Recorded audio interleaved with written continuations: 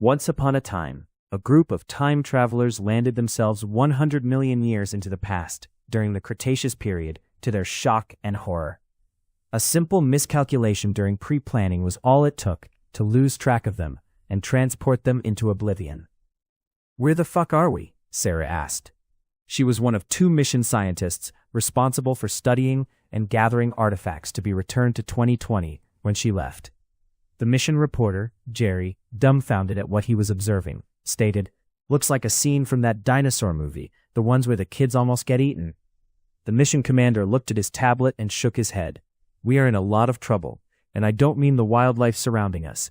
It's obvious we have transported far further back than we planned, which will end our mission much sooner." "Are you saying they will all be eaten?" Jerry asked. "I think that's the most obvious thing you said all day." "No, dumb shit, this is quantum physics.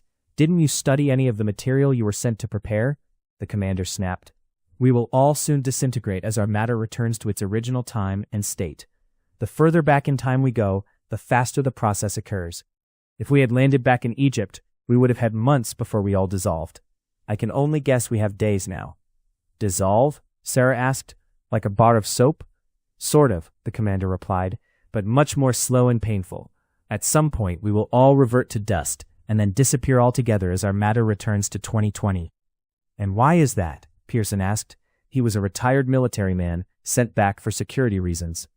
Commander Pillbottom replied, "The same matter cannot occupy the same time for long, and the new matter is forced by quantum gravity to revert back to its original time. Basic physics." "Basic to you," Pearson replied. "I never heard of that theory, and I used to teach this stuff at the college level. Are you sure about your numbers? Days seem awfully fast to me." Pillbottom replied, "Even if it took months for our matter to revert back to our original time, we would be incapacitated and turn to dust much faster. I can only imagine we will start to feel the effects in a few hours." Sara asked, "What kind of effects are you talking about?" "Bleeding would be my first guess, as our vessels become permeable," Pillbottom replied. "Breathing would be next, as our lung tissue would become ineffective." "Holy crap," Pearson snapped. "I only took this job to supplement my retirement. I didn't sign up to bleed to death and suffocate. Who fucked this up?" Pillbottom replied, "We will probably never know. The error that created our situation was probably created years ago in some software program. You can't actually test this stuff, you know." "What do you mean you can't test this stuff?" Pearson asked.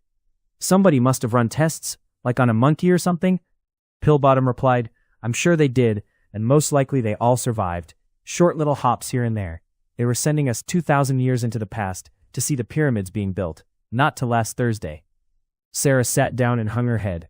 "Now what? Wait to die? Do we have any options at all?" "Not unless you can dial back time and start our mission over and find the software error before it is written into the code they used on us," Pillbottom replied, with a trickle of blood dripping from his nose.